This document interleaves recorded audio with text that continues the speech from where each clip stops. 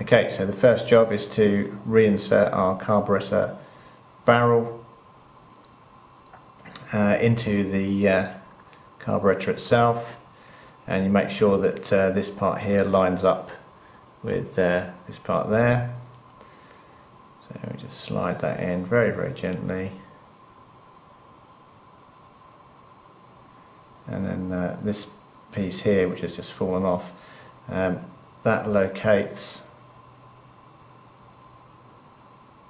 down into a recess in there, which I'll just do off camera because it's a little bit fiddly.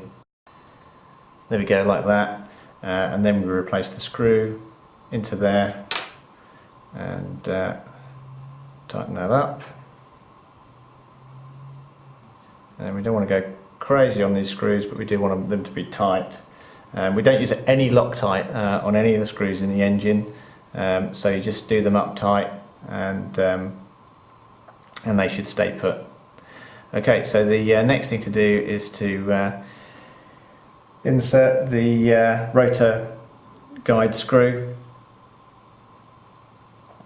and that you have to turn the barrel of the carburetor so that the little dot here on the barrel is between the marks on the end of the carb. So there's a little mark here, and it should be between the marks on the silver casing here. And once you've got that mark in between those, you can take your guide screw and insert it, and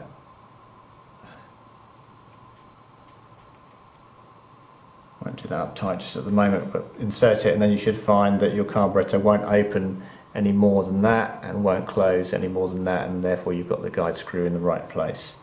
So I'll just tighten that screw properly off camera. Okay, so there we can see our screw back in the correct place.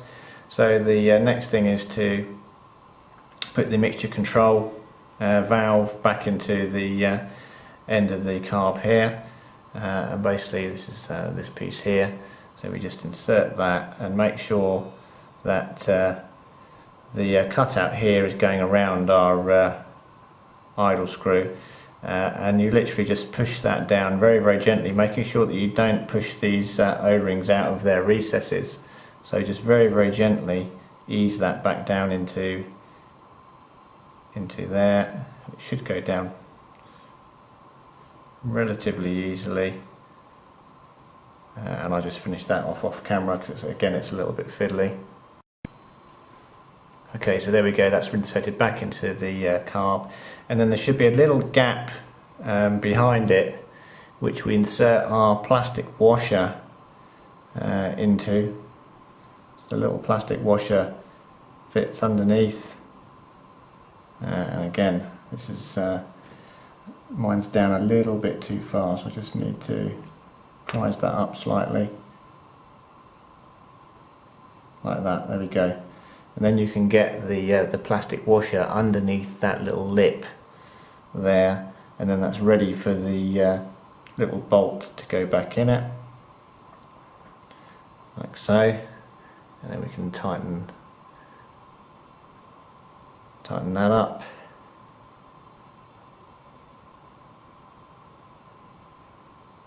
And again, no Loctite on any of these, just do that up nice and tightly on there. Again, don't go crazy stripping threads or anything, just give it a little bit of a turn just to make sure it's tight. I'll just do that off camera. Okay, there we go, that's that reinstalled. Then the next thing is to put the needle barrel back on that we removed. Again, we've put a washer on there first, like so, and then the barrel itself just screws down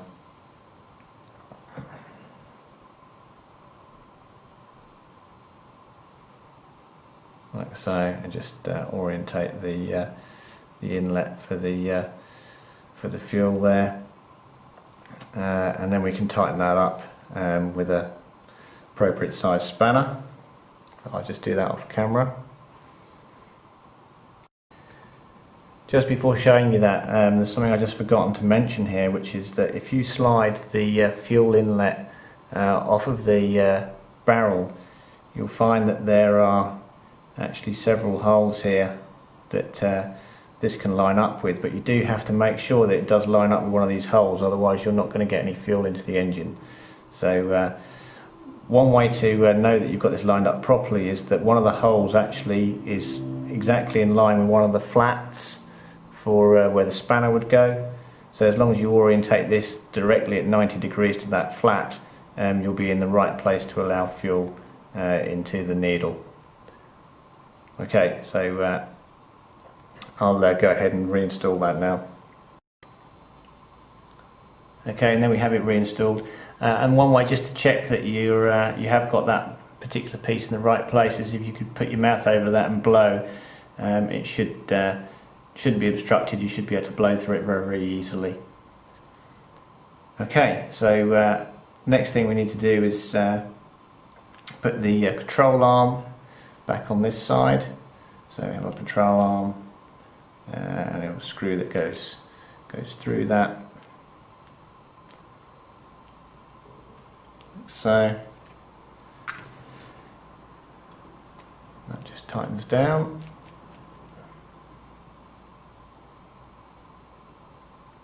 There we go, and then we have our servo controller arm back on the throttle. And then the last thing to do is to put the mixture control needles back into the appropriate housing. So here we have our two needles, and I've just lined these up and I can see that this is my high-speed needle here, which has got the finer taper on it and the two O-rings, and that goes in that side. And you just locate it and then just screw it down gently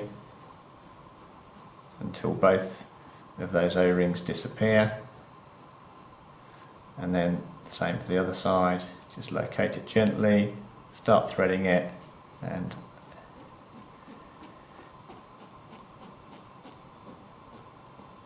in it goes. And there we go, and that's our carburetor reassembled. And to put that back onto the motor, we have our motor here, and basically there is a locator mark on the carburetor on the side here, and you line that up with the carburetor itself, which has a moulding mark on it. Well, it's a casting mark really, where the carburetor has been cast here. As you can see it with my finger is here, and basically you just put the carb onto the motor and let it seat down, and then you have to apply, get it nice at 90 degrees across the motor. Then you have to apply a little bit of pressure with your thumb just to compress the O-ring slightly to create a seal. You don't want to be pushing really hard here, just a little bit, just to create the seal required, and then get your oops, wrong screw. This screw down here, get your Allen key on that screw, apply a little bit of pressure with your thumb, and then do that up.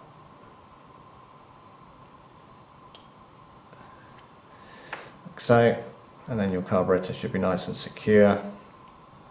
And when you look at the markings here, you can see that they're lining up correctly, and you should still be able to see part of the O-ring under there. If you've pushed this down too hard, then you won't be able to see a gap in here at all, but you should be able to see just a little tiny bit of a gap, and that's your carburetor back on the engine, and the carburetor all put back together again. So the next thing we'll do is take apart the body of the motor itself.